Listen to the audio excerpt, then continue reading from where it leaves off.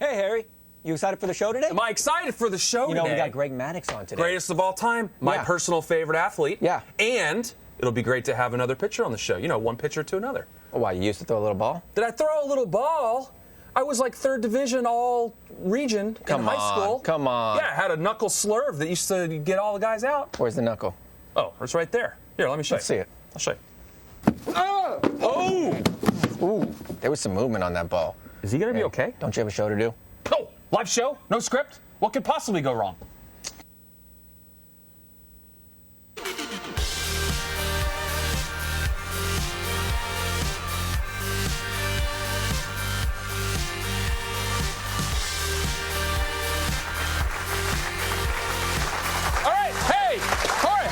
Back. Good to see you. Hey, everyone. Good to see you. All right. Hey, saves you on the front row. You gotta love that. Polite applause. Thanks for being here, everybody. I'm Harry Arnett. This is Callaway Live, of course. And you know, this is the most anticipated show of all time, according to me. Tonight. Why are you laughing, Amanda? Tonight on the show, you know, this is a very special Callaway Live. Tonight on the show, we get to have my all-time favorite athlete is right here on the show. And as you guys know, this show only exists to satisfy my crazy fantasies. You're all a part of that. Congratulations. Amanda, you're part of that. Greatest. It gets weird so fast with you. Yes. Thanks for being here, Amanda, and being a part of my fantasies. Sounded weird. Greg Maddux is in my fantasies, not you. That's even weirder. But greatest pitcher of all time, and a lot of people around the office were like, I can't believe you have this, like, Greg Maddux obsession. I'm like, it's not an obsession. I just admire him. I grew up in Atlanta, massive Braves fan, watched him in really the heart of his career. I love the way that he conducted business, and we're going to have him on the show. So I just feel like it actually is an obsession. I'm going to object to that statement. It's not an obsession. No, it is not. It's not. Like, what about what you did with your dog, Doug? What? What's the what? It's not that big a deal. You had a little. I don't see what the problem is with that. You shaved 31 in him. You don't think that's a bit obsessive? Pure coincidence to remind me to give him 31 pats or something like that. Yes. Okay, well, what about your car? What about my car, Amanda? I mean, again, I could see how you would take that out of context, but yeah, so I'm a fan. Big deal. So what do those Ks mean then if it's not? Those are all of the times that I called and left drunk messages on Greg's voicemail. Right, not obsessive at all. Not weird. You know where I think there's no way you could argue with me? Yeah. Is your kids. What? Grega and Madduxia? What's so weird about that? Madduxia? No coincidence? I just feel like that's a coincidence that you're bringing out of context here. Okay, well then, this one I feel like you can't fight with. What about your house, the thing that you live in? Do you know how hard it was to find a street called Maddux Street and then buy the address 31? But no obsession. Totally healthy. Absolutely not. And I'm going to prove it to you when Greg comes out here. There will be absolutely no weirdness from me when he comes out. Weird thing, he actually just ran out the back door. They're telling me in my ear. So we better get to it then. Greg, stay back there. Amanda, stay right there. And we'll be right back with Greg Maddux.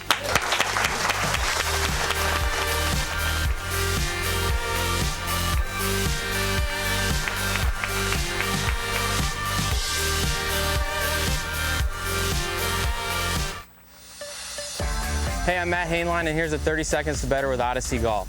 Speed is crucial when it comes to putting. Poor speed leads to 3 putts. It leads to missing putts when you hit it on the right line. So here's a great drill for you. Set up a club about a foot behind the hole and hit putts, and your goal is to get the ball to the hole but not hit the club. Anytime you can get the ball dying around the hole, you got a chance to make it go in. Do that tip, and that'll help your putting.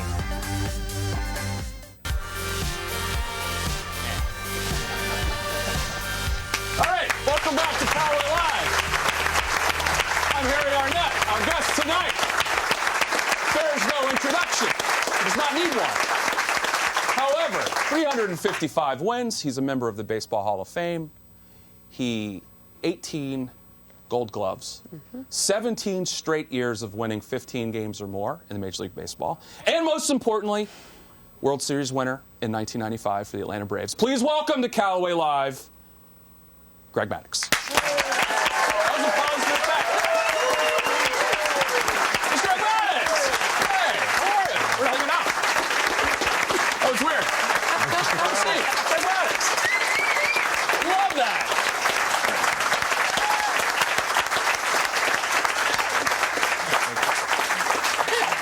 Greg, unfortunately, you're going to have to do most of the talking because I'm just going to sit here and stare at you for the next 15 minutes. If that's He already cool with gave you. me that look. He's very freaked out right now. I know. My wife is too. She's in the audience. And when she found out you were on the show, she's like, are you going to be able to handle this? And I said, absolutely. So here you are. And you know what I was realizing?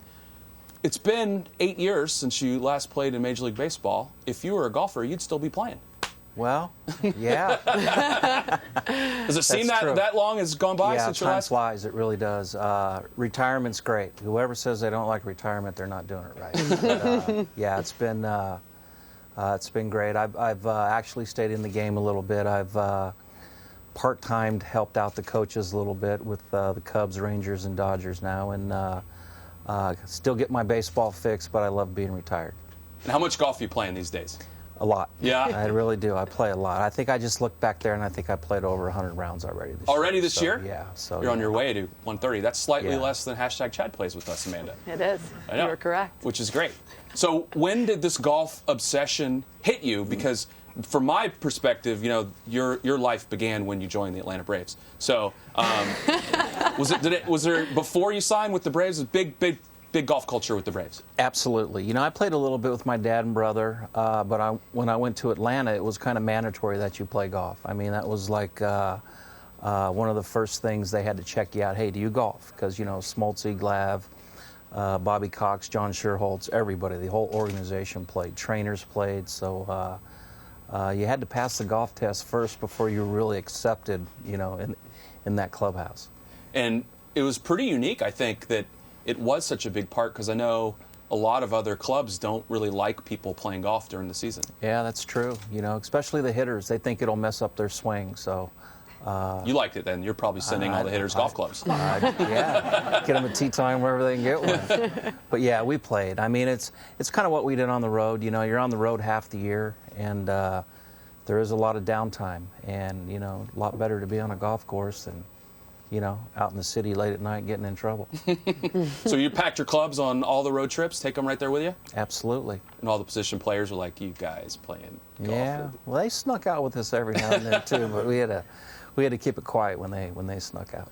And did you guys, the three of you and Maddux and Smoltz, obviously, three Hall of Famers, you guys were sort of formed kind of a nucleus of that golf group every week, didn't you? Absolutely. You know, Smoltzy was coordinator. Smoltzy set it all up, had the tee times, the rental cars, you know, member if we had to play with a member, and he had everything coordinated, and, you know, whoever was pitching that night missed out, and, you know, the other guys went. Yeah. Was there any place that they went on a day that you pitched where you're like, you guys, you couldn't have waited a day or two? They got me once. We had a off day in San Francisco, and they went to Pebble and Cypress and played down there. And yeah, it hurts hanging out. Yeah. That one kind of hurt hanging out in the hotel room all day doing nothing. Would you guys talk about pitching when you're on the golf course at all? Occasionally, but usually we talked about golf when we were in the dugout. You know, it's kind of the other way around. So, but we would, you know, we would go over situations and hitters, and, you know, share our complaints with one another. But yeah, we had a good time. Or do you play golf the same way you pitch? You were obviously one of the most precise pitchers with the best command probably in a generation. Do you play golf that way? Well, no, unfortunately. I'm not really sure where it's going half the time, but yeah. You know, when you pitch, you're aiming for this corner or that corner or up here or down here, and in golf, you're kind of just aiming that way. You know what I mean? Airborne and forward? Get it in the air that way, and if you find it, it's a good shot. When did you learn as a pitcher to really, what you just described as hitting like very precise locations to a batter during the game?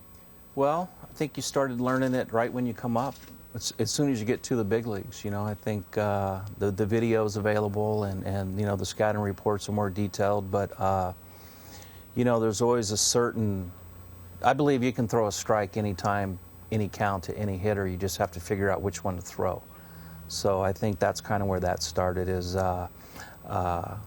know, the goal was to throw a strike every time. And if they happened to hit it, it stayed in front of the outfield. You know, that was fine. So that's when you started looking, you know, up, down, hard, soft, in, out, and just kind of went off that.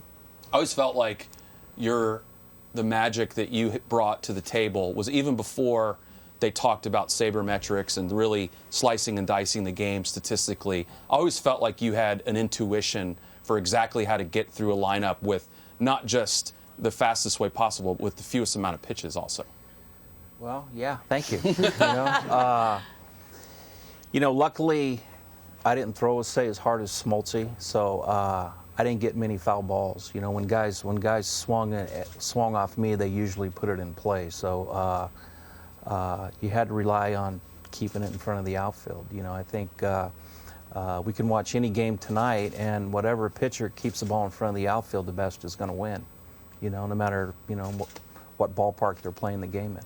I told you this before we went on. I think from a 10-year period, from like 93 to 2003, I think I watched every single one of your starts, which was great because every one of his starts was like 2 hours and 10 minutes.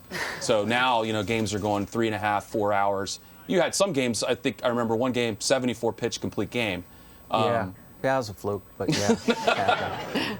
Pitching the contact, barely worked up a sweat. Did it ever bother you when you were a player how people used to talk about you being the professor and how precise, etc.?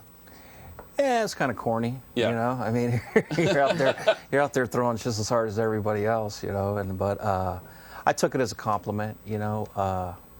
But yeah, I mean, you know, it was nice. Yeah. Do you still think about the game at all? Like any games in particular in your career that pop up when you're having a glass of something late at night? You know what? Not really. You know, not really. Occasionally, you might see highlights of a game, and you know, you kind of enjoy watching that. But you know, now I'm more of a coach than a player, so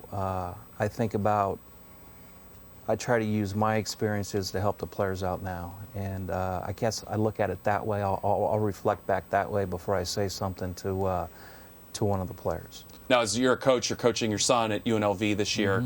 Or do they look at you as Hall of Famer, or are you like, oh, your son's old dude that's walking around in the dugout? Who knows? We start next week, so yeah. I still need to meet those players. But, you know, like this year, like doing a little stuff with the Dodgers, you know, and spending time in their farm system a little bit, you really have to be careful what you say. And you know, I just try to be honest and not lie to anybody and just tell the truth. I heard an interview with Smoltz on Dan Patrick's show not that long ago, and he was saying, yeah, Greg, when Greg would try to help me, he would say stuff that I didn't even know what he was talking about. So do you find that to be the case when when you pitch at such a high level trying to teach someone how to do something? You know what? At times, yes, but it's always nice when you hear 2 or 3 years down the road, they go, that's what you were talking about, you know, and I think that, for me, that's just as rewarding as getting a win, you know, 10 years ago. Does that happen in golf, where you get a lesson and you don't even really, doesn't click till...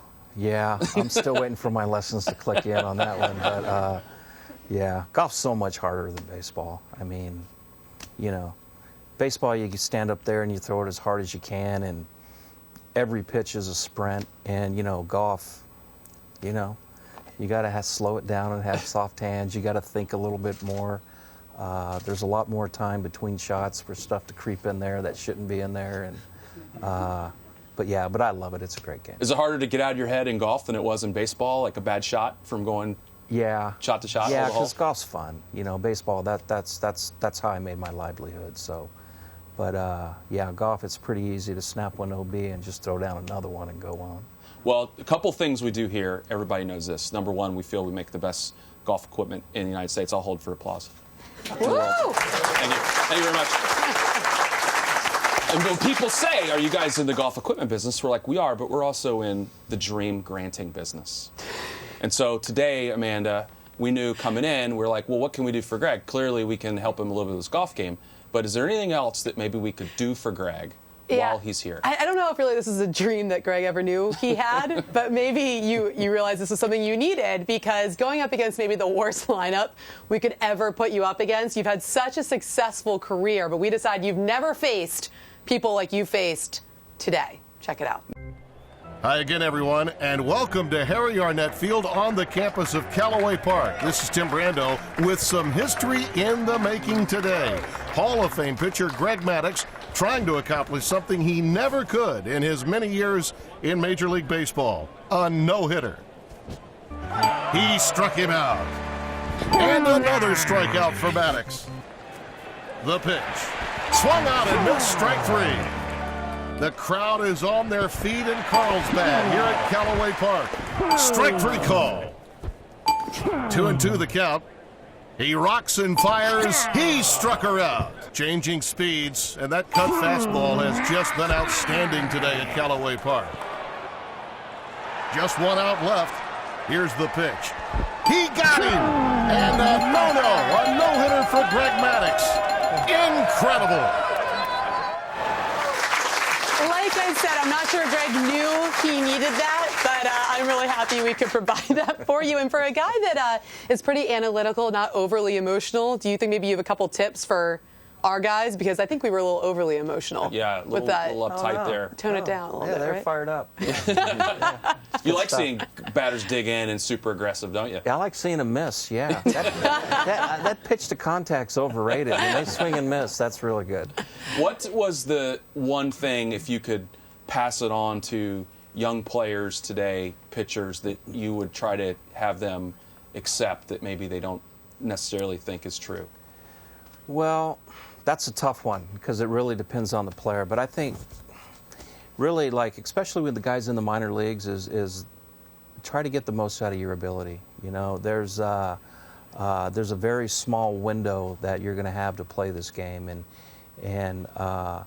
you know, you're going to have about a 4 or 5 year period where you're going to have to make enough money to live the rest of your life on. So it's important that anytime you step on that baseball field that you make an honest effort to get better. I mean, that's a very poignant moment or point to make to guys on how do you transition from being just a high school or college player to being a professional. It's a big leap, isn't it? Absolutely, and the whole thing is again, if you make an honest effort to get better, then chances are good things are going to happen for you. Is that translating to your golf game? Nope.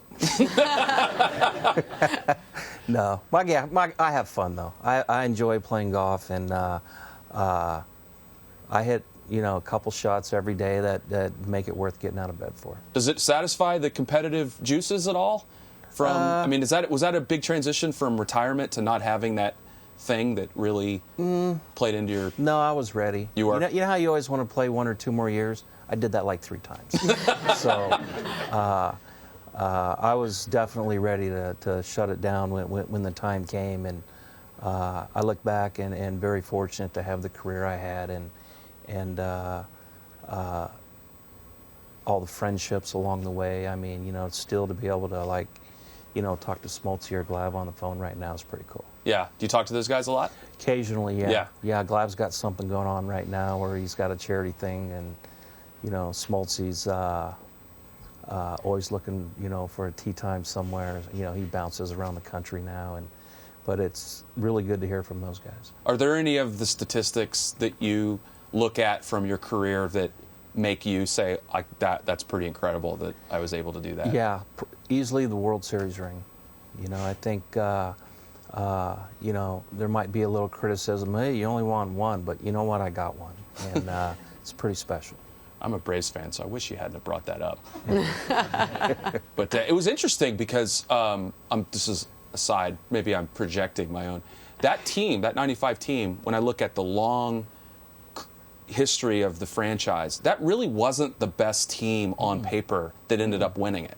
No, it wasn't. We had plenty of, it's I mean, you get in the postseason, you've got 4, 8 teams now that are actually really good, and it's no different than a golf event. Anybody can win it.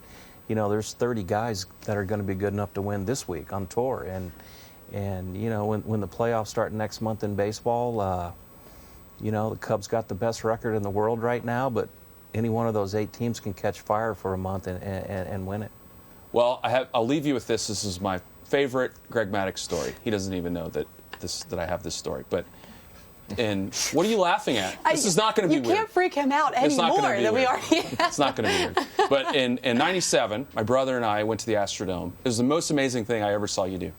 And we went to the Astrodome back when they had baseball in there. And they had just put in this new left field scoreboard that was meant to make the Astrodome look like you should play baseball in the Astrodome, which you really shouldn't, but they did.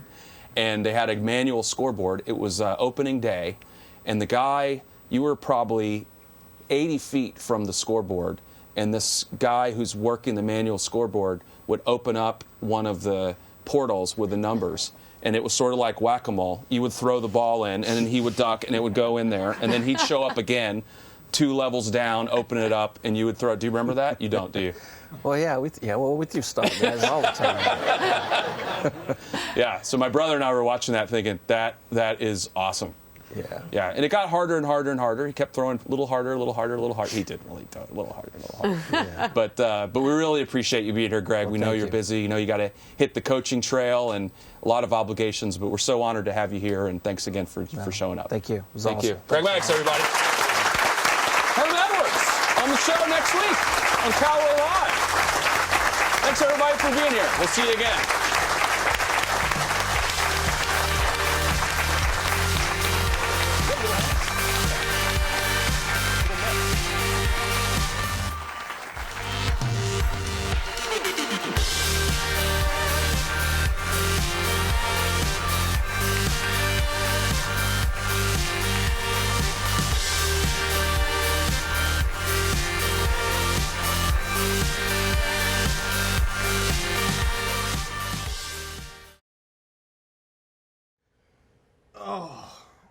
Ouch.